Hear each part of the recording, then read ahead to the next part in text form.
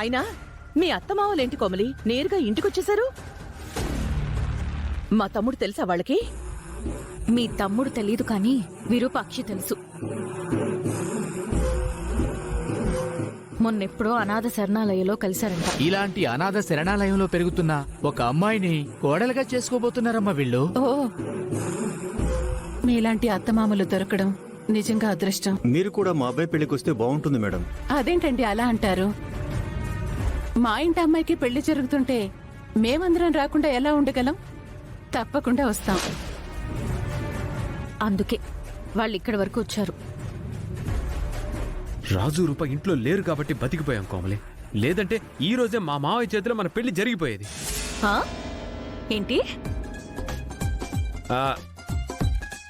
మన chapter close అయ్యేది అంటున్నా. ఇంకెప్పుడు వాళ్ళని ఇంటి వైపుకు రాకుండా చూడమని అశోక్కి చెప్పు కోమలి. పొరపాటు నీసారి వచ్చారంటే మనం బయటపడే మార్గమే ఉండదు.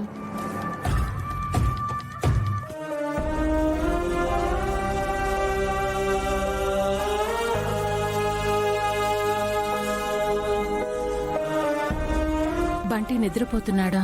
అవునమ్మా. నేను లేచాకిస్తానులే అమ్మా.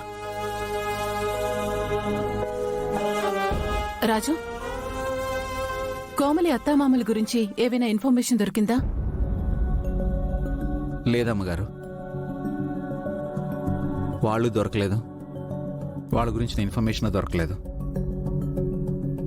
వాళ్ళు తప్పించుకుని తిరుగుతున్నారో ఆ దేవుడే ఇలా తప్పిస్తున్నాడో అర్థం కావడం లేదమ్మా.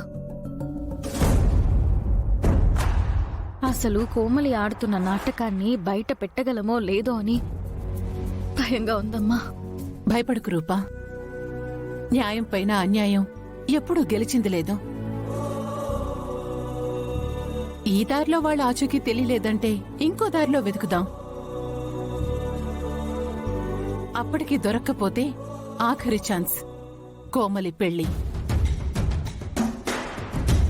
కోమలి పెళ్లికి తను బయటకు వెళ్ళాలి కదా. ఆ పెళ్లిలో తన అత్తమామలుంటారు కదా. అప్పుడైనా కోమలి ఖచ్చితంగా దొరుకుతుంది. చూడు కోమలి, పెళ్లి కార్డులో దొరక్కపోతే పెళ్లిలోనైనా దొరికిపోతావు కదా కోమలి.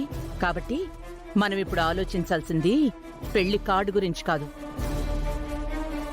పెళ్లి ముహూర్తంలోపు ఈ ఆస్తిని ఎలా కొట్టేయాలా అని ఆలోచించాలి.